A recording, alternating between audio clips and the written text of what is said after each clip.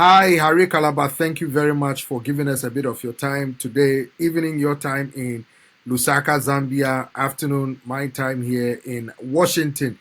I'm told that you are running to become the next president of the Republic of Zambia. Talk to me briefly. Are you running? Yes, Peter, I am running for office of the president this year. I mean next year, 2026. You will recall that I did run for office in 2021. 16 competitors. Out of the 16, I mean the first was Akainde Ichilema, the man that has lamentably failed to manage the affairs of Zambia. The second was the late Edgar Lungu, a man that has not been buried yet. 5 months ago, he passed on, and because of failure in our politics, he has not yet been buried. He's still in the mortuary in Johannesburg, and I was the third after Lungo. And therefore, coming in 2026, definitely, I will be the man to watch. I will be the person to defend what we have been building over the last few years. And definitely, Zambia is counting on us to provide a leadership that will heal the divide Well, in our Mr. country. Kalaba, why do you want to become the next president of Zambia? I want to become the president of Zambia, not for myself, but for Zambia. Zambia right now is at the crossroads. Our country is divided in a situation that we have never experienced before. And I believe that for us to make progress as a country, we need to harmonize all the regions of our country. We need to get focused and ensure that we deliver to the people of Zambia that which they need to be delivered. We are tired. I mean, we are literally tired of seeing outsiders make it in Zambia when the Zambians themselves are failing to make it. So we are coming in office, or I'm running for president, to give Zambians an opportunity to get the country back in their hands. We have tried enough. It's time to do it. What makes Harry Kalaba uniquely qualified to become the next president of Zambia? Look, Peter, I think you are talking to a person that has been a civil servant for the last, for 10 years. I was a civil servant. And thereafter, I was a member of parliament, which means I was in the back bench. I was a civil servant for 10 years, rose to aspire for the office of member of parliament for Bahati constituency, was a backbencher for a period of 2 years, elevated to become deputy minister in the office of the vice president. Thereafter, I was made Minister of Lands and Environmental Protection, then later on promoted to become Minister of Foreign Affairs, the longest serving foreign minister in the history of Zambia.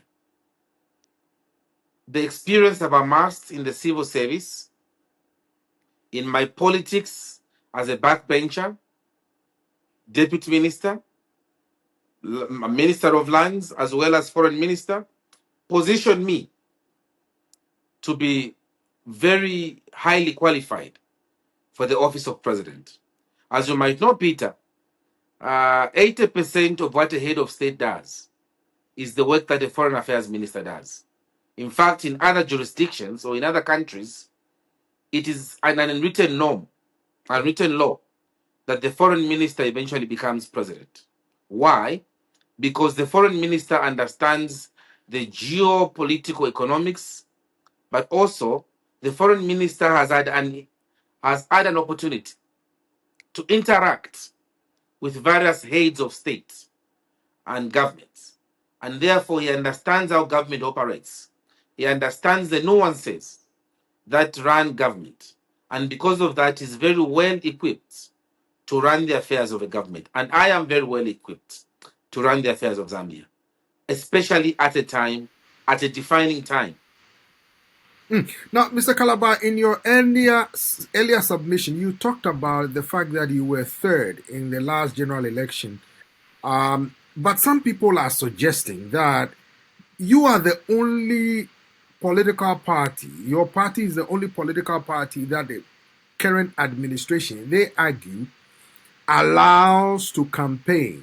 That means your critics say that you don't pose any significant political threat to the party in power ahead of the next year's election, because the other political parties, they say, have been prevented using excuses, they argue, of security issue to prevent them from campaigning.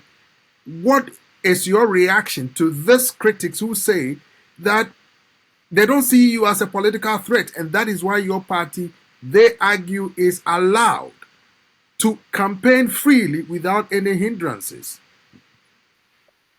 There's a saying that wa tabulaka pesho. In English, it is a bad carpenter who always blame his tools. We have had to apply to the state 23 times. Our persistence has paid off. We have been given to have rallies only 4 times. The recent being the last one that we held in Lupososhi, where we had beaten the UPND in a local government election. And we asked to go and thank the people, and we were given an opportunity to go and thank the people. Here's what I'm telling you. The fact is, we have applied 23 times. Out of the 23 times, we've only been given permission to have our rallies 4 times, meaning 19 times we've been denied. That is a story people will not know. People will always focus on your success, Peter. They'll never focus on your pitfalls. We have had 19 times getting rejected, and only 4 times we have been allowed. What does that mean? That means that we keep trying, we keep going on. We don't know how many times our colleagues have been trying. We focus on our own path. We keep pushing because we understand we're dealing with a government that is very draconian in its dictates. We are dealing with a government that does not believe in democracy. So for us, you give somebody a long rope to hang themselves. We have applied 23 times, only allowed 4 times. The first one we were allowed was when we were under an umbrella called UKA. Edgar Lungu, the late, may so rest in peace, was part of that rally. The second one again was when we were under UKA. Edgar Lungu again came for that rally. May he so rest in peace. The third one is when we went to my local area in a place called Linda, where the CF had its own rally. We proved the critics who said we were drawing huge numbers as a result of the late president being with us.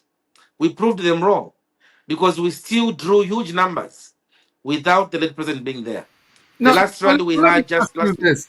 Harry Kalaba, let me ask you this. Given the opportunity to be the next president of Zambia, what will you do differently from what the current administration is doing? Because the current administration says that structures that they've put in place, measures they have put in place, will soon bear fruit for Zambians to enjoy, because they had to rebuild Zambia from persistent leadership failures, and they are correcting all these mistakes in order for Zambians to enjoy what they are currently anticipated to enjoy. So what will you do differently that Zambians will see immediately if they were to give you the nod to become the next president of Zambia? The first thing that we will do when we come into government is to abolish the Public Order Act. We want political parties or indeed individuals to meet without let or hindrance. 61 years after independence, we can't have a situation where we are still using our colonial laws to govern ourselves. That is an insult on ourselves. We will give the independence of our people to enjoy their freedoms unhindered. That is the first thing that we'll do. The second thing that we're going to do when we come into government is to make sure that everybody feels independent, whether economically or politically. We are under a situation where people now live in fear. If I say this, when they visit me in the night, today, as you and I are speaking, Peter, we have a lot of political players right now serving sentences because the current person, the current leader, feels insecure of anybody who is strong. But for us as citizens first, we have said it is only by being critiqued, it's only by people raising issues that a country can be governed better. And we'll give the Zambians that opportunity to ensure that they critique the president. Today, you have the Zambia Daily Mail, the Zambian National Broadcasting Corporation. These are media outlets owned by the state. They can never show me as Ari Kalaba. They can never call me for an interview as Ari Kalaba. Why? Because the state feels insecure. They only have to sing their own songs, hear their own voices, and they feel that is the way democracy works. This is going to change when we come into government because we believe that citizens elect leaders in order to open up their own freedoms. We will facilitate that the moment I lift the Bible and say, "So help me God," everything changes. So, Ari Kalaba, some political analysts I've spoken with in Zambia are of the view that due to the apparent dominance of the UPND, the ruling party, it would take a coalition of opposition political parties to pose any significant threat in next year's general election. Is your party, the Citizens First Party, led by you, going to negotiate or enter into any alliance or a formation of some sort in order to become the next president or to wrestle power? Since they argue all of you have the same objective to defeat the current head of state. Look, Peter, I'll tell you that we're coming from Uka. And under Uka, there were several political parties that were involved in working together. Uka disintegrated. When that political alliance disintegrated, the Central Committee of the Citizens First decided that the Citizens First, for now, will be on its own, mobilize, go around the country, and set its agenda right so that the people of Zambia exactly know where we stand. By the mercies of God, we have 5 political parties that have voluntarily come and said they're going to support the Citizens First and its president, Harry Kalaba. What am I saying? We have now 5 political parties that are supporting the Citizens First. For us, that is a measure of confidence. That is showing the whole country that Harry Kalaba and his team are ready to lead. Are we ready to go in an alliance? Of course. Those that see things from our same perspective, like the other 5 political parties that have chosen to come and say, Harry Kalaba, we are backing you in the elections next year. They are free to come with us. That is the way we are going to operate going forward. Before you go, Mr. Kalaba, what should the citizens of Zambia expect from you? Were they to decide next year that they will give you the mandate to become the next president of Zambia, knowing that President Hakainde Hichilema, the current president, has said that he is doing everything he can to improve the living conditions of the people of Zambia? Peter, I'll tell you that first of all, Mr. Kainde Chilema is losing power next year. He's an What makes incompetent you so? president. What makes you so confident? Mr. Chilema is an incompetent president. For the first time in the history of our country, we are experiencing 21 hours of load shedding. 21 hours of load shedding. Even as I'm talking to you right now, there's no electricity at my residence. By the grace of God, I am on solar. My house is connected to solar power. Now, how many Zambians can afford solar energy? Very few. Mr. Kainde Hichilema has complicated things for Zambians. For the first time in the history of our country, farmers are struggling to get their fertilizer on time. Today, as you and I are speaking, farmers who sold their crop last year have not yet been paid by the Food Reserve Agency. And the minister just a few days ago announced to all of us that first of all, they are going to sell the maize, which they bought from the farmers, to Malawi. When Malawi pays them, that's when they are going to pay the farmers. How then will the farmers prepare for this coming season if they do not have the money to prepare for this season? This tells you that we have a challenge with this regime, and there is no way people are going to accommodate or allow Mr. Ichilema to go on with such levels of incompetence, never seen before in the history of our country. Well, Mr. Kalaba, thank you very much for joining us today.